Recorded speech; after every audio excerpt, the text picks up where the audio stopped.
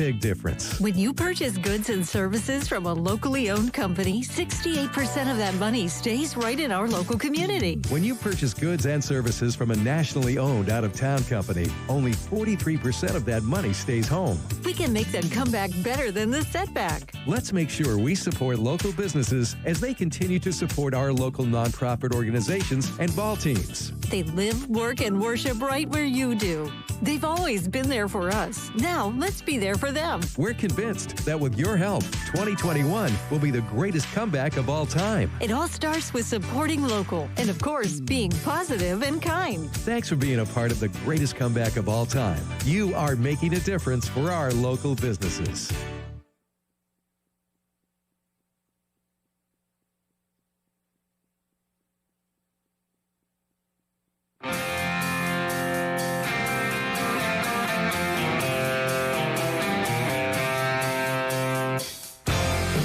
It's time for your SportsEdge.com Sideline Report with Todd Griffin. Talking sports and more here on 1580, 103.3 WPKY and worldwide at WPKYOnline.com. Here's your host, Todd Griffin. And good morning, everyone. The Sideline Report is on the air from 1035 West Main Street in Princeton. Thanks for tuning in and joining us this morning. Coming up on the show a little bit later on this morning, we'll be talking with Caldwell County football head coach Will Barnes. Caldwell County football in the middle of off-season workouts right now. And, of course, next month, I think they'll get into the more of the 7-on-7 activities and those kind of things as they get ready for the football season, which the first scrimmage is now less than 2 months away. So that's coming at us pretty fast. So we'll talk with Will Barnes about everything going on with the Tiger football team, including the youth camp that's coming up for those guys later on this month. So stay tuned for that. Also on the show today, Scott Brown from YourSportsEdge.com and WKDZ Radio is going to join us as well. Scott is covering the Class 1A state track and field meet in Lexington today up at the University of Kentucky. The Class 2A meet for the championships is on Friday, and Caldwell County's athletes will be in action then at the State Track and Field Championships. Class 3A Championship is on Saturday, so busy next 3 days for Scott, and we're going to talk to him about it here on the show when we come back, so stay with us. This is the Sideline Report here at 1580, 103.3 WPKY. Get into shape and feel good at Trilogy Performance Sports. Trilogy offers a wide range of family-friendly classes as well as personal training, yoga, gymnastics, sports training, cardio, and weightlifting. Trilogy has something for everyone. Trilogy now offers an app with online workouts, live classes, nutrition tracking, and more. Search Trilogy Performance Sports in your app store. Use sign-up code 1824. For app info and more, follow them on Facebook. They say variety is the spice of life. We all want choices. Men and women want to pick what they want. When it's time to select that special truck, Trice Hughes in Princeton has the variety. 3 brands to choose from: Chevrolet, GMC, and Ram. Whether you're a farmer, whether you're pulling a camper with your favorite person, or whether you just want to drive a truck, Trice Hughes in Princeton has your truck. Stop by and pick out your truck today. Find them on Highway 91 North Princeton or at tricehughes.com. Goodwin Insurance Agency and Woodall Agency have great news. Effective January 1st, they have joined forces to provide even more options for all your insurance needs. Together, they provide the best prices and coverage from top-rated insurance companies and insure all lines of insurance. See Tori Hammett or Fred Foltz or go to insurewithgoodwin.com for more information. Don't pay too much for your insurance. Let them shop for you and save today. West Kentucky Real Estate and Auction invites you to an auction this Saturday, June 12th at 9 a.m. at the Auction Center in Princeton. This auction sale features antiques, glassware, furniture, and lots of other great items. The Auction Center is located at Highway 62 West in Princeton, the former Hancock's Grocery. Stop in sometime and take a look around. For more info and pics about auctions, go to westkentuckyrealestate.com. Wayne Boyd Broker, Auctioneer. The WPKY News Edge is committed to keep you informed. Each weekday, they'll email you the top news and sports story of the day for free. No subscription fee. To sign up, click on the news tab at WPKYonline.com to sign up today. Sign up and receive these information updates for free to your email inbox. To sign up, click on the news tab at WPKYonline.com.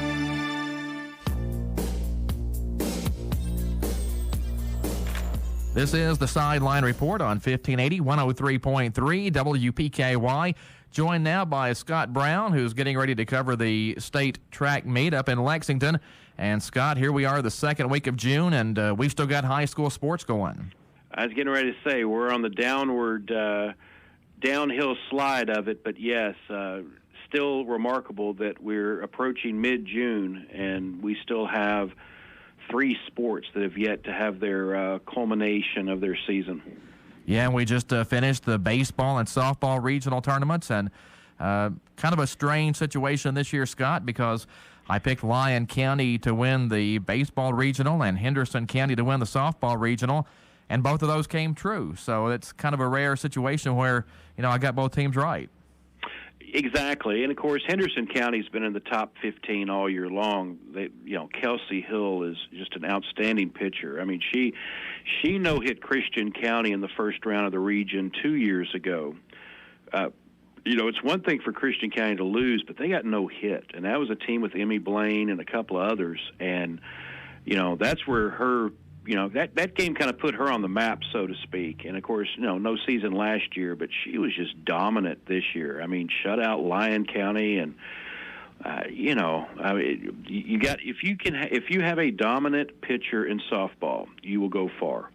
And I remember about 10, 11 years ago, Ballard Memorial, they had 4 good players on their team. One was the pitcher, one was the catcher, one was the shortstop, one was the first baseman.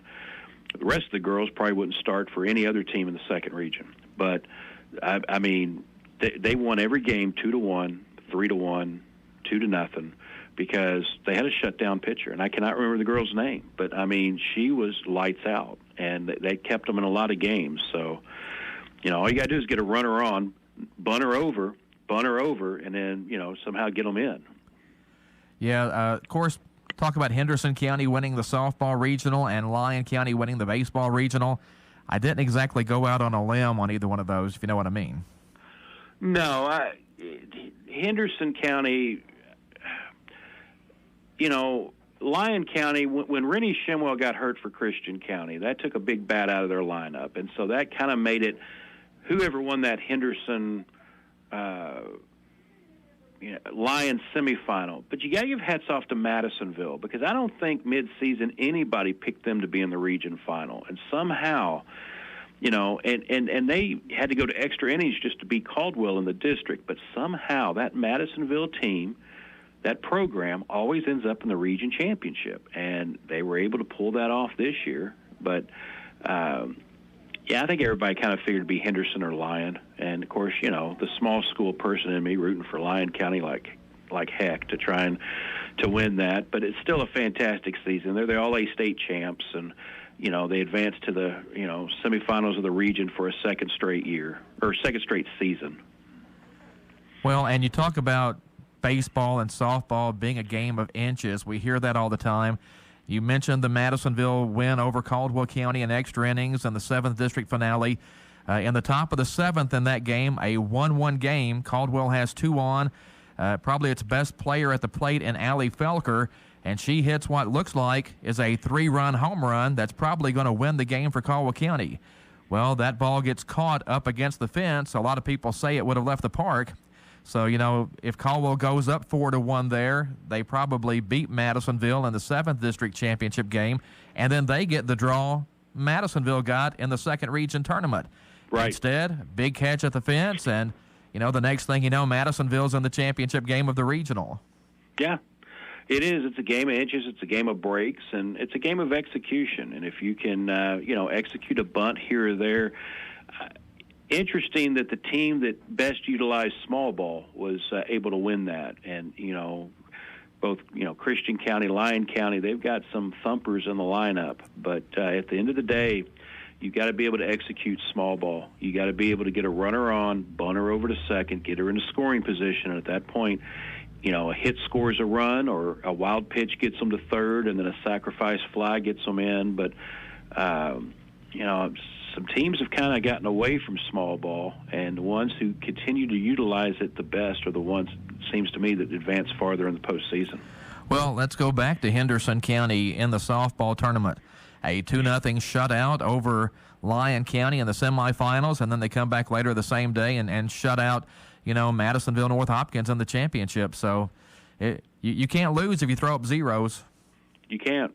You'll never lose a game by giving up 0 runs. That's exactly right. Worst thing can happen is a tie. And, I think a lot of people thought Lyon County may have been the favorite last year. I think that Henderson probably would have been the favorite last year. I mean, they had this team and then Sophie Margolo and one other player. I can't think of her name, but she was just as good as well. And so, Henderson had some key people back, but it begins in the circle with Kelsey Hill. And then, of course, Troutman hitting home runs. And, Caitlin Kemp, she's going to Western to play softball. So it's not like it's a team of nobodies. I mean, they've got some talent that's getting a lot of college looks. And, Kemp's going to be going off to Western to play. So, and the thing is that Kemp and her sister and one other player, they didn't get to the softball season until about 2 or 3 weeks in, because they played on the basketball team that went to the Sweet 16.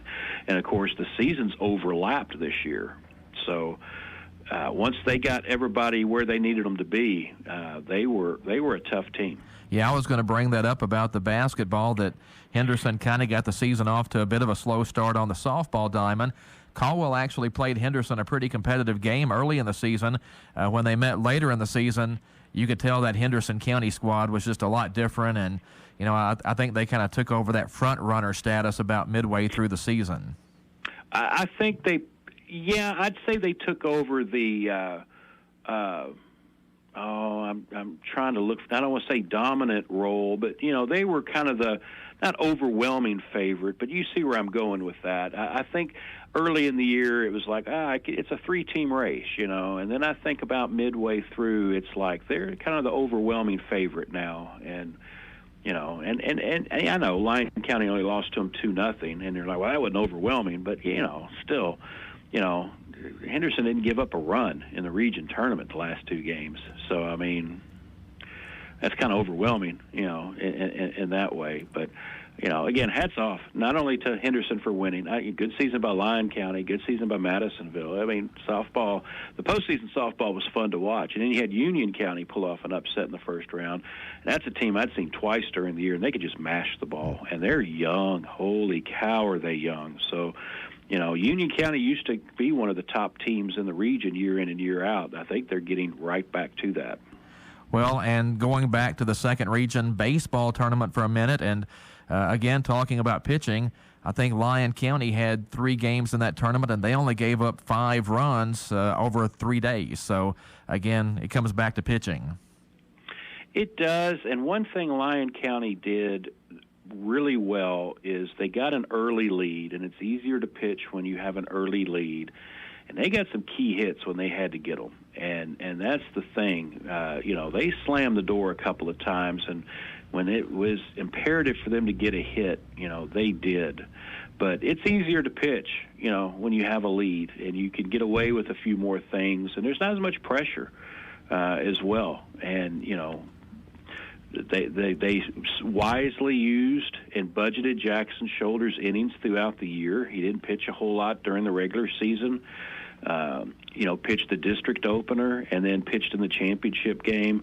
Austin Long really came on this year and really gave them a boost. We saw flashes of what he could do at the All-A State tournament in Owensboro a couple years ago, but he really turned it on and came up big for them as well. And hats off to Corey Sissel. Kid pitched them to the win in the opener.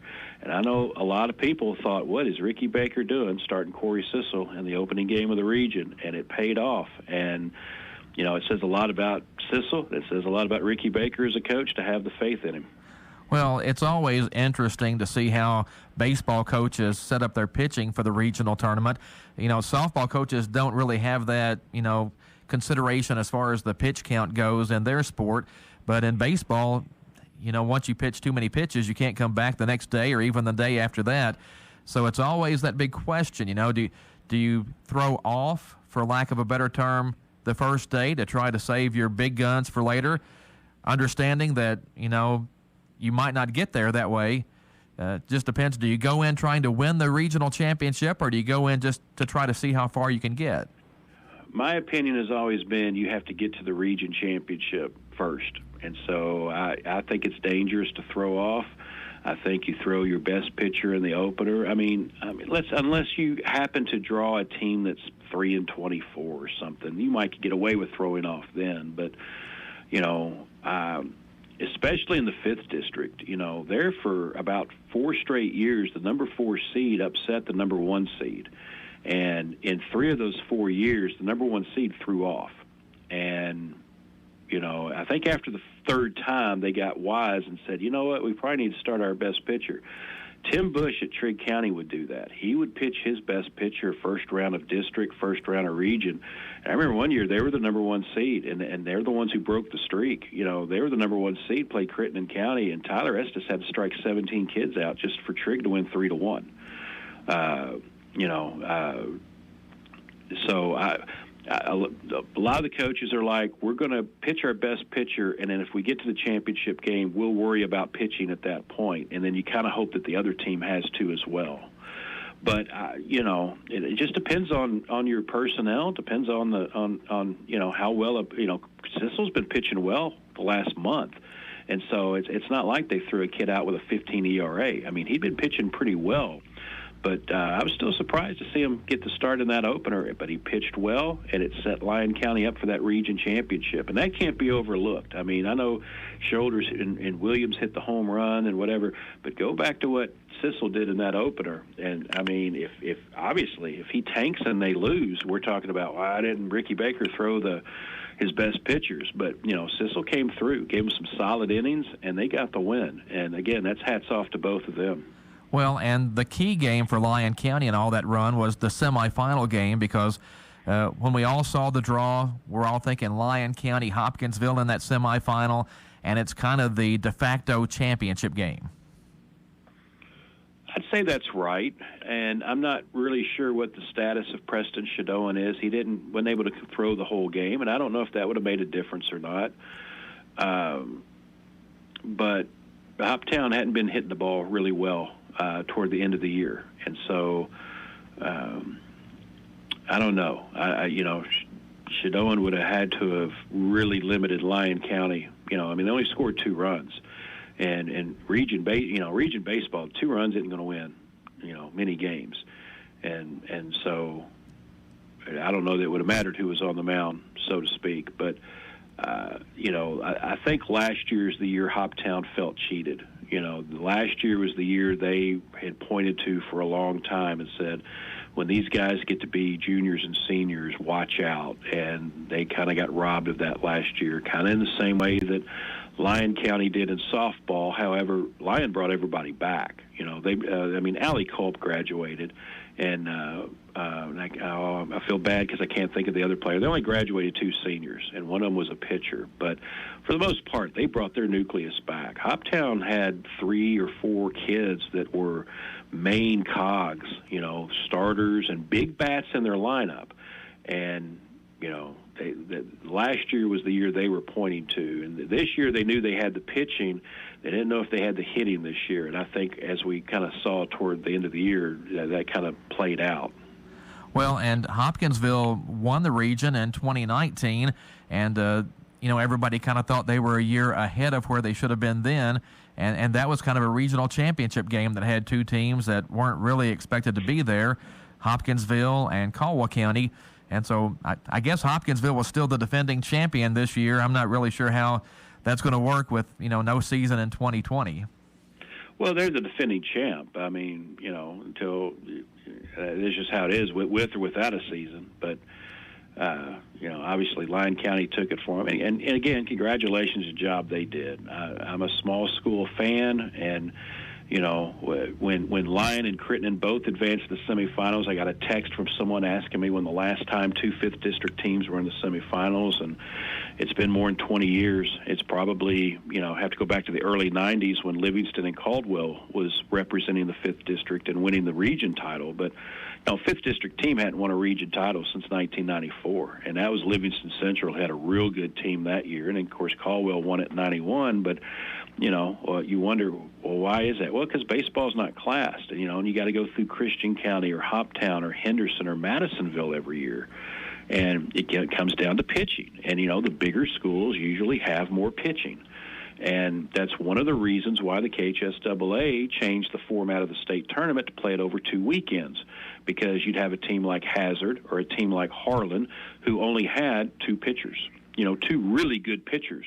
And you had teams like St. X and McCracken County and Trinity and Covington Catholic, who's got a pitching staff. They can throw 5 starters out there because of their school size. So KHSAA said, well, we're going to keep that from happening so that the smaller teams, can pitch their better pitchers over an extended, time. They can pitch them 1 weekend and 1 weekend the next. And, it just so happened Lyon County, even though they're small, they had one of the best pitching staffs in the whole region. And so that's one of the big reasons why they were able to move through the region. But it doesn't happen often. Normally, small schools have 1, maybe 2 good pitchers, and then after that, you're kind of scrambling for that number 3 and 4 spot. And that's one of the reasons why the 5th District has kind of struggled at the region tournament.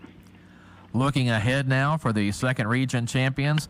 Not really great draws if you look at semi-state for baseball and the state tournament for softball, but when you get down to this point in the season, anybody you play is going to be pretty good.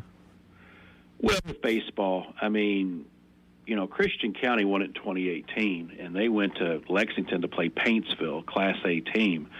And by golly, that was a good Paintsville team, and they beat Christian County, one of the bigger schools in the state. In baseball, when you get to the final 16, you've got 16 good schools there, or you've got 14 good schools and 2 that pulled an upset somehow. But there is no good draw in baseball when you get to the state tournament. There's a reason why that team won the region, and it usually begins with pitching. They've got really good pitching to get them through 3 games. I'm curious to know who Ricky Baker's going to start against Owensboro Catholic. I would assume it would be Austin Long, could be Jackson Shoulders. I don't know because, as we said, you've got to get to that second game and worry about who you pitch then. There's no such thing as pitching off, at the state tournament. But good for Lyon County. They won the All-A region 2 years ago, went to Owensboro and won a game, lost to Beechwood in the second round, who went on to win the All-A state championship. A little surprised that they got knocked off in the All-A this year. That kind of kept them out of Owensboro, but it may have also kept them from Owensboro Catholic from seeing them a second time this year. Well, I mentioned when we first started that you're getting ready to cover the state track meet up in Lexington, and an interesting situation there for all of us that talk about classification all the time. Track actually does have classes in the state of Kentucky. Yep, track, cross country, and football, the only 3 sports in the state that are classified. And it's probably a good thing based on watching all 3 regions and then watching state over the next 3 days. Today is the 1A state meet. Fort Campbell and UHA are taking quite a few kids there. Crittenden County had a good showing at the region meet. They also boast the KHSAA Midway Track and Field Athlete of the Year in Kate Keller. Outstanding cross-country runner and track and field athlete. She's a long distance runner, who finished in the top 10 in state and cross-country back in the fall and won the 800 meters with a great finish at the region meet. So she'll be there. And, of course, Crittenden's got some other kids in the sprints as well. Livingston Central's taking some kids there, and Dawson Springs got some kids going as well. So They're going to be competing today and then tomorrow to be Trigg County and Caldwell County representing the region, Callaway County as well in the Class 2A meet. And Caldwell County's 4x200 meter relay team. Kind of curious to see where they finish in the scheme of things. They almost pulled off an upset at region against Paducah Tillman with Ethan Weatherspoon and Blake Vivrette just running outstanding legs, on that relay. And Tamia Walker, she's going to be there in 3 events, so that's good for her. And then on Saturday, it'll be Hopkinsville and Christian County among the Western Kentucky schools competing. So hopefully we just keep the rain away. Rain in the forecast today and tomorrow. Supposed to be sunny on Saturday. And just for the kids' sake, I hate when you get to a postseason match or contest of any kind and weather becomes the factor. I think that's horrible. Well, good luck to the Western Kentucky kids up there at the state track meet, and we'll have all the coverage for you over at yoursportsedge.com. Oh, yeah. State track's one of my favorite things to cover, and so it's just a neat setup. It's at the University of Kentucky. Of course, this weekend, beginning actually tomorrow, but it'll be today, is when the state's COVID restrictions lift fully. So there'll be a full crowd, at a state track meet. And so, looking forward to it and looking forward to the coverage we get up on yoursportsedge.com. Best of luck up there, and we'll look forward to your pictures and video interviews and all the good stuff over at YSE. Appreciate it, Todd. You have a good day. All right. Thanks, Scott. That is Scott Brown of yoursportsedge.com. We appreciate him coming on the show this morning. We'll be back with more as we continue on the Sideline Report here on 1580, 103.3 WPKY. Your WPKY Weather Edge Weather Center forecast is brought to you by Kay's Kitchen. Your WPKY Weather Edge Weather Center forecast. Warming up to 83 for the high today with showers likely. Tonight we'll see a 50% chance of showers and thunderstorms, down to 69. Showers, thunderstorms likely tomorrow, high 86 and 89, the high for Saturday with a few rain showers possible. But 83 with a 70% chance of showers, thunderstorms possible today. Need cash fast? Get the money you need. Call ABC Finance now. It seems like everyone is going on vacation except you. There's nothing you'd love more than to escape with your family for a few days. Don't let money worry stop you. Visit ABC Finance. Hi, this is Jody Lamb at the Princeton ABC Finance location. And this is Todd Morse at the Hopkinsville location. We can help you take that family vacation you've been dreaming about. At ABC Finance, we provide loans up to $15,000. We are locally owned and staffed, and decisions are made quickly, usually within an hour. No appointment is needed. Walk-ins are welcome. You can even give us a call and we will take your application over the phone. Or you can apply online at abcfinanceonline.com. And like us on Facebook. ABC Finance in Hopkinsville on Fort Campbell Boulevard next to O'Charlie's and in Princeton Plaza. ABC Finance. All loans subject to normal credit approval. Back on the Sideline Report here at 1580, 103.3 WPKY. Thanks for tuning in this morning. Again, a big thank you to Scott Brown for coming on the show today and joining us. Again, he's at the state track meet in Lexington, so lots going on there for those people. Hopefully the rain that's here isn't there today because it's really coming a flood right now in Princeton. Joined now by Tiger football head coach Will Barnes. And Will, almost hated to bring you out in the rain this morning. Oh, it's all right, Todd. I can handle a little rain and come in here and talk a little bit. Well, what do you guys have going on right now? Right now we're working out 4 days a week in the mornings and really just getting in the weight room and doing some speed and agility stuff, and when the weather is all right, getting out and throwing just a little bit. But June isn't what July is as far as practice goes. It's still a weight room focus and getting bigger and stronger and faster. And then once we kind of transition to July, we'll kind of get more football specific. Well, and that's changed a little bit, hasn't it? At one time, wasn't June a little more game kind of oriented than it is now? Yeah, like when I played, you could do 7-on-7 in June, which is a little bit more game-like. So you would, we would probably throw and do a little bit more scheme and that type of thing in June. But I think, at first I didn't necessarily like doing it that way and not having 7-on-7 in June. But it ends up being okay and working out. And, I think you can kind of overdo it a little bit, too early. We don't want to burn these guys out in June. So we'll get back in July and do a couple 7-on-7s and really get going. Well, and the weird thing is that with everything being pushed back this year by COVID, some kids are still doing other things. Yeah, we've had a couple baseball guys show up, which is a testament to them. They got done on Saturday and were back in with us on Monday. And, I kind of told them, hey, if you want to take a few days off, take a week off, by all means do that. But they've showed up and work hard. And then we still got a couple of guys at track. And that's a good thing. We want those kids to be involved as much as they can. And, basketball plays some games in June. So want those kids to go play basketball as well. Well, and one thing you guys have coming up later this month is youth camp. Yeah, when I took the job, back in December of whatever, 18, 19, whatever it was, 19, I guess. COVID messes everything up when you try to you're figure right. it. It feels like it's been 5 years, the last 2 years here. So, that was one thing I wanted to make sure we did was have a really good working relationship with the Youth Incorporated because, they do a great job of garnering interest in football and getting kids out to play football. So worked a little bit with Chris, in 19 and into 20. And then obviously once COVID started, that kind of knocked out anything we could do with them.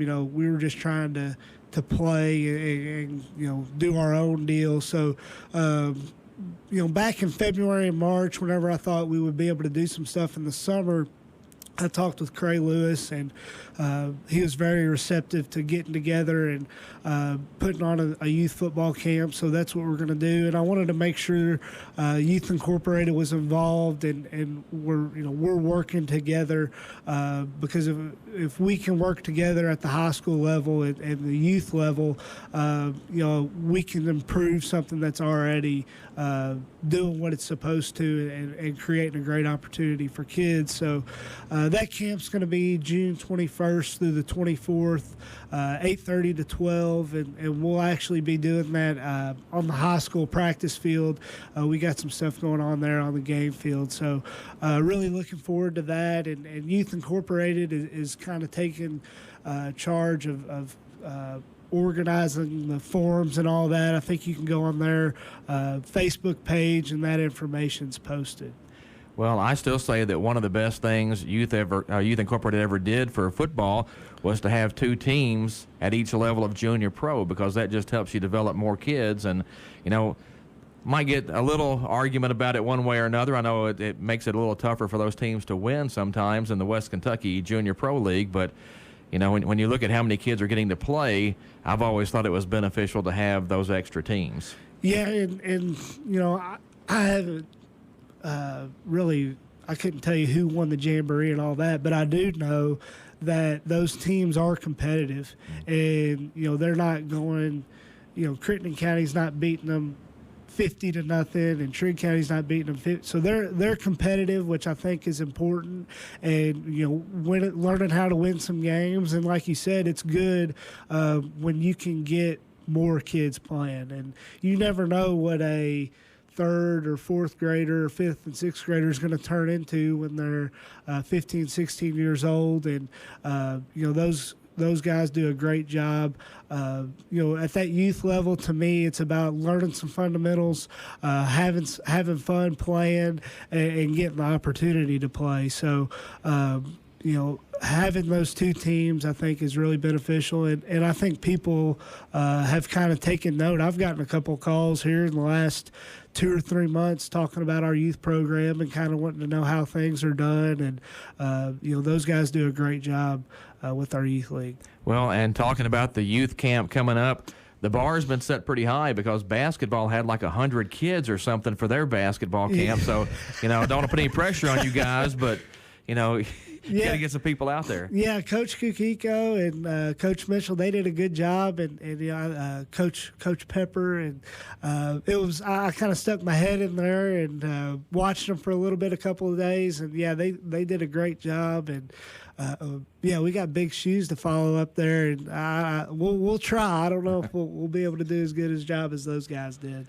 Well, I think part of it this year, especially with everything, we missed everything last year. So now when the opportunity comes up to do something, people really jump on it. Yeah, I think so. And like you said, it was kind of cooped. This time last year, we were still kind of cooped up, and we're at home. So it's good for the kids to be able to get out and participate. And for us, it's good for us to see, hey, who are some of the kids that are going to be 3rd and 4th graders and 5th and 6th graders.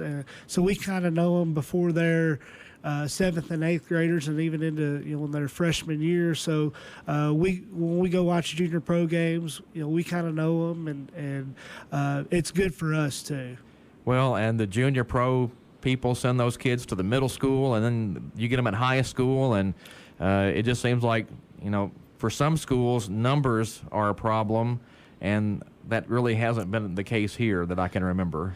Yeah, we've typically had pretty good numbers, and that's a testament to those coaches at those lower levels, and keeping the kids out, making it fun, and encouraging them, and we've got a pretty good setup, and a lot of people put a lot of work and dedication into it to make it work, and we're very thankful for that.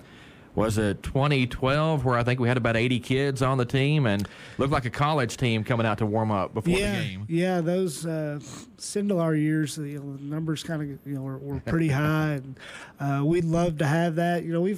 We'll have about 50 to 55, and that's kind of where we've been the last few years. So that's a pretty good number to work with. I mean, at what point does it become too much to get everybody practice time?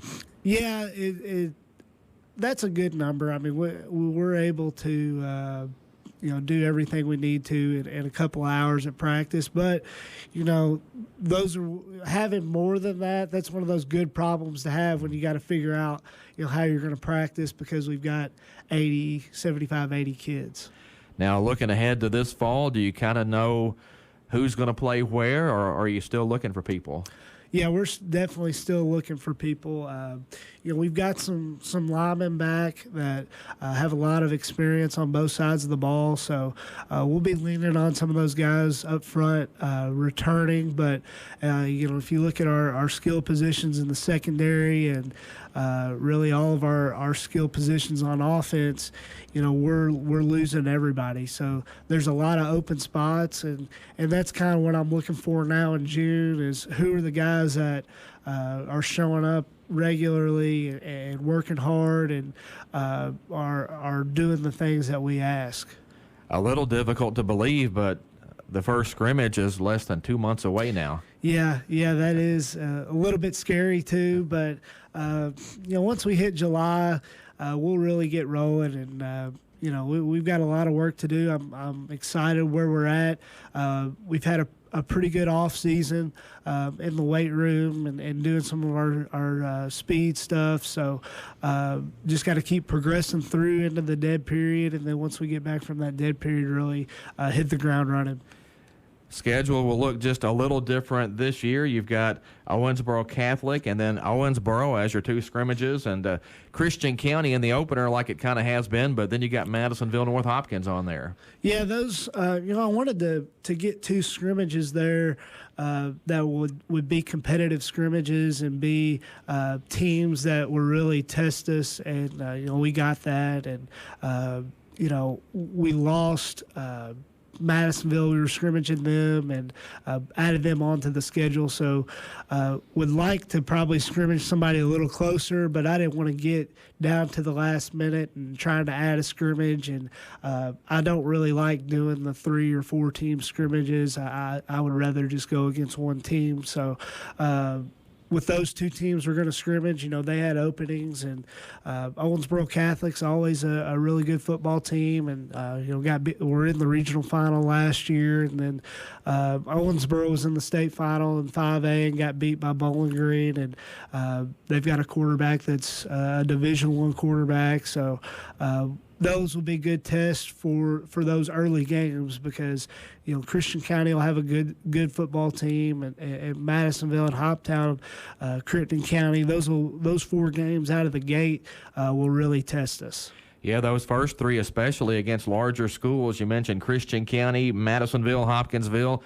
That's kind of a tough test, but I think that always kind of sets you up for the rest of the season. Yeah, we want to play as competitive a schedule as we can, so we need to keep playing those guys, and that kind of gets us going. Because if you look at the district, it's not going to get any easier during district play, so those games are good for us. Well, no, Mayfield's bringing everybody back, so yeah, it's going to be the same team. I talked to Joe a couple weeks ago, and their running backs coming back. They've got a defensive lineman that's a good player that'll be a senior again. And then they had a kid, Jax Rogers, who's Mike Rogers' son, was a really good inside linebacker. He got hurt early in the year last year and basically missed the entire year. He's going to come back, I think. So they've got a pretty good number that are coming back. Well, and Murray's going to be good again, and they had a great season last year, and we were just, this close to getting them a couple of times. Yeah, those games have been really, one-possession games the last, 2 years. So we got to find a way to kind of turn the tables on those guys and beat them, both times if we play them twice. And they're a good football team and are always very tough to play. The other 2 district games are Ballard Memorial and Fort Campbell. Good news for Fort Campbell, they get to have a season this year. Yeah, and, didn't get to play those guys last year, and they'll have a new coach who's, this will actually be his second year, but with him not playing, he's a nice guy, so we'll be glad to play them and, go down to Ballard, and they've got a new coach as well. Well, and the kids from Ballard kind of outmanned last year, but I really thought they were impressive in the way they competed. I mean, they just didn't have the numbers to compete with people on most nights. Yeah, they and when we played them, I think they were even down 2 or 3 guys that typically play. So, they play really hard. And 2 years ago we were down there. They kind of gave us all we wanted there for a quarter and a half. So they're a scrappy little team. Other games on the schedule for next year, Union County will come here September 17th, and then you've got the big 139 Bowl over at Trigg County finishing up the season now.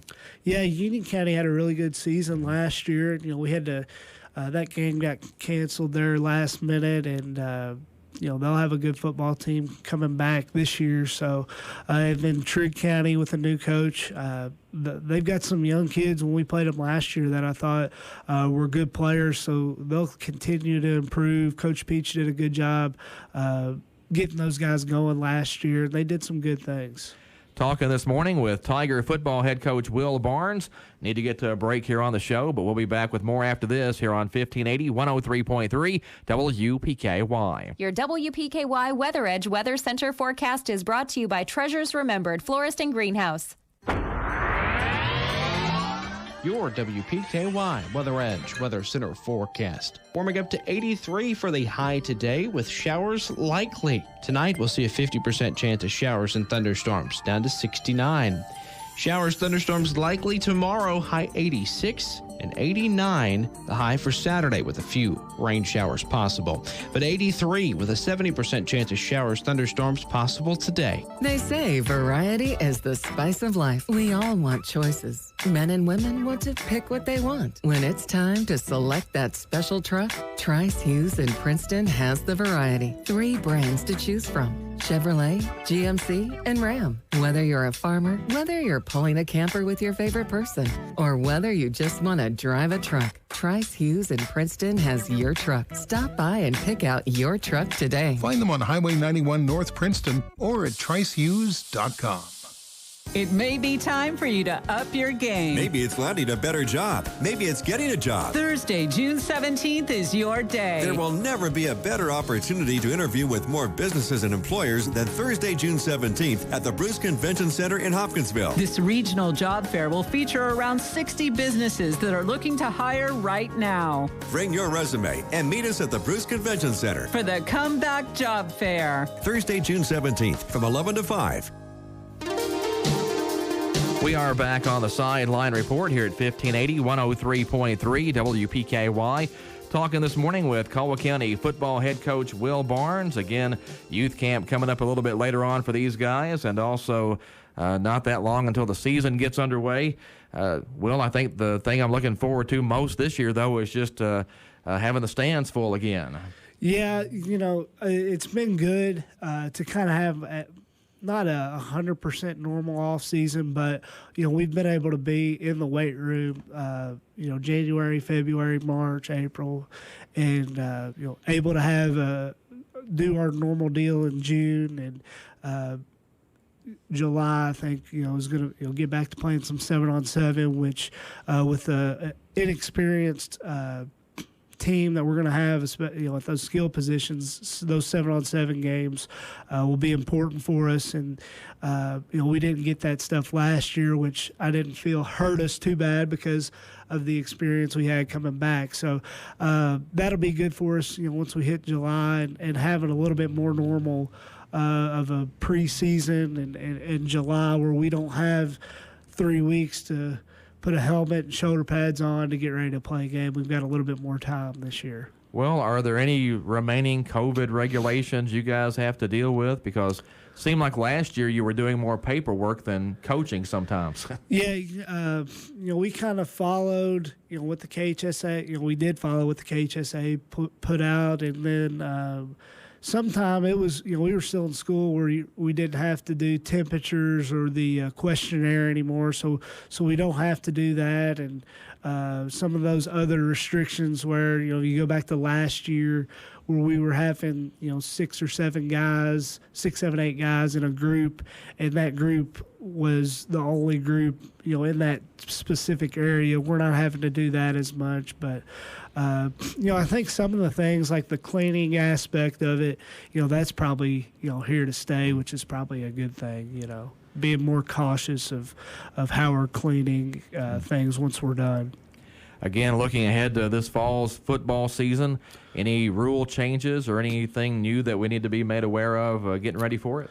I think there's some things coming down with cut blocking, and that's always an interesting rule, how that goes. So I think maybe they've cleared some language up there, and Mr. Davis, Jay Davis, who's our assigner, we're having a meeting, I think, on Monday, and this will be his second year as the assigner, and he does a great job communicating any rule changes, and even how simple or minor they may seem. He does a good job of really going into detail. So probably have some more information on that on Monday, but I don't anticipate anything too crazy.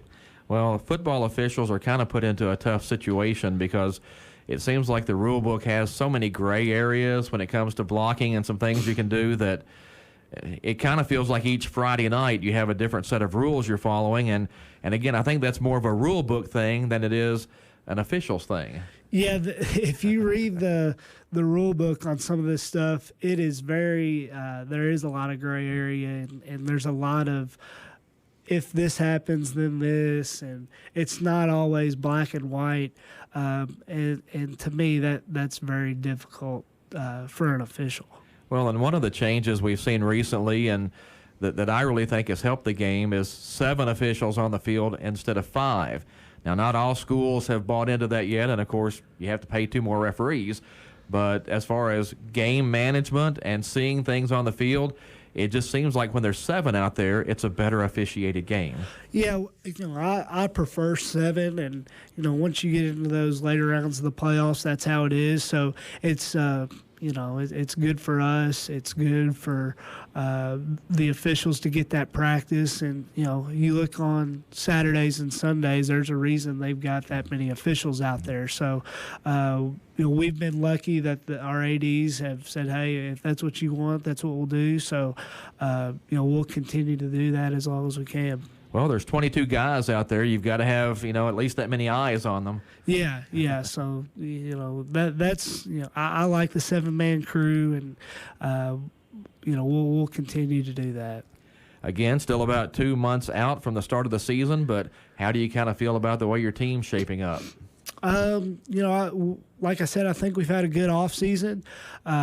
We've got some spots to kind of shore up, and, we've got to be, these guys that are returning have to step into more of a leadership role, and they've done that, and really excited about where we're at. And once we get into July and kind of throw some pieces together and see what it looks like on the field, we'll have a little bit better idea. But up to this point, for the most part, we've done a pretty good job of knowing what we're supposed to do. We've just got to continue that on the next couple of weeks, and those guys have a good dead period doing something when they're not with us, and then really get going there in July.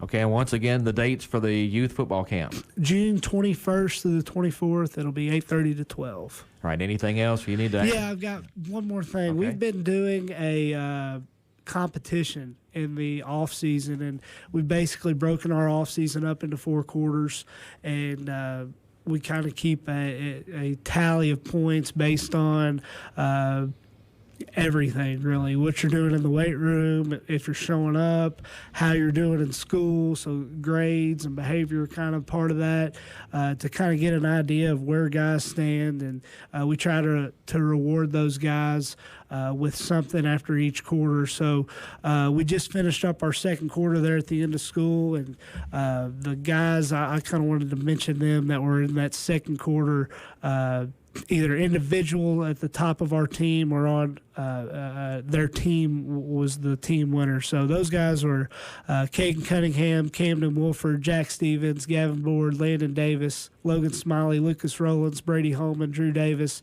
Blake Viverette, Cole Sherrill, Caden Riley, and Jordan Ladd. So those are the guys that were the highest point getters on our team for that second quarter, and have kind of done what we asked. And also the first quarter guys and then the second quarter guys are going to get T-shirts. And the first quarter, WPKY and Your Sports Edge sponsored that, and really appreciate Beth, supporting our football program. And, anytime we need something, if it's within reason, she's very, very easy to work with, and very appreciative of the support we get from you guys. We're going to be at Tiger Stadium before you know it. I mean, it's that 2 months going to fly by. Yeah, it'll be, which is kind of scary, but no, we'll be ready to go, and looking forward to this season. Well, I appreciate you coming in, battling the rain this morning, and good luck to you guys this season. Thanks for having me, Todd. That is Caldwell County football head coach Will Barnes. Appreciate him coming in and being on the show this morning. Also, thanks to Scott Brown of YourSportsEdge.com and WKDZ Radio. Again, Scott's in Lexington at the state track meet. You can check out all of his fine work over at YourSportsEdge.com. That's going to wrap us up on the show today. Thanks a lot for joining us. This is Todd Griffin. You've been listening to the Sideline Report here on 1580 103.3 WPKY. WPKY Princeton. Fox News, I'm Lillian Wu. If you feel like you've been paying more for things recently, you're right. We got confirmation this morning that Americans had to shell out more for goods and services. For May, CPI, the estimate up 0.4%. We came in at 0.6%. Here's the biggest headline so far. It's the year-over-year number that came in hotter than expected. We were looking for a gain of 4.7% year-over-year. We came in at 5%. This is the highest that we've seen at least since September of 2000. 2008. Fox's Cheryl Cassoni. British Prime Minister Boris Johnson and President Biden meet in Cornwall, England this morning ahead of the G7 summit there. And former Penn State President Graham Spanier is in jail. He's reported there to begin serving his sentence for child endangerment in a case stemming from the Jerry Sandusky child sex abuse scandal. America's listening to Fox News. This year, make Dad's Day with gifts from the Home Depot. Save on all the best ideas by shopping in-store or on the app. Choose from new innovative tools, top-rated grills, or even the latest smart cameras and devices for your home. Because what Dad doesn't love? New gear. The best gifts for the best dads. And you'll find them all at the Home Depot. How doers get more done. See store for details. Restrictions apply. Welcome to AutoZone. What are you working on today? Of course we can help you find the right oil for your next change. We've got what your car's engine needs. Right now, you can get 5 quarts of Mobil 1 full synthetic motor oil and an STP extended life oil filter for just $33.99. And you can get it all fast your way. Just order online with our free same-day store pickup or next-day delivery. Getting your job done just got easier. Restrictions apply. Get in the zone, AutoZone. Your WPKY Weather Edge Weather Center forecast is brought to you by Herb Hayes Furniture and Mattress. Your WPKY Weather Edge Weather Center forecast. 50% chance of scattered showers, thunderstorms today, high of around 82. Much of the same tonight, down to 70. And we'll see scattered showers, thunderstorms continuing through tomorrow. High 86 degrees. 82 your high today with scattered showers, thunderstorms, and mostly cloudy skies expected. We believe you spend wisely. We also believe wise spending should be rewarded with convenient access and generous benefits. A First Southern National Bank first-class checking account comes with both. In addition to our convenient online banking and mobile app, our accounts come with features like roadside assistance, identity theft restoration, cell phone protection, and more. Visit us at fsnb.net to open our account today. Member FDIC, Equal Housing Lender. Here's something you should know. Mark it on your calendar. July 3rd is on the books for this year's Thunder in the Valley in Fredonia. The fireworks are bigger than ever with a few tricks thrown in as well. The free entertainment's going to be huge, featuring Taylor Mason. Check out a sneak peek of Taylor Mason on the Thunder in the Valley Facebook page. Plus, look for and purchase your chance to win the one-of-a-kind TIV display featuring knives and artwork by Johnny Gilbert. Don't miss the food, fireworks, and fun. Absolutely free for the whole family. It's Thunder in the Valley in downtown Fredonia. To become a sponsor, contact Presley Lamb at gmail.com. 1580 103.3 WPKY. We care about our community. Keep up the good work. It's my station. The station is fantastic. Great music. I love it. Good songs. Great station. Most music and better variety. Classic hits 103.3 1580 WPKY Princeton.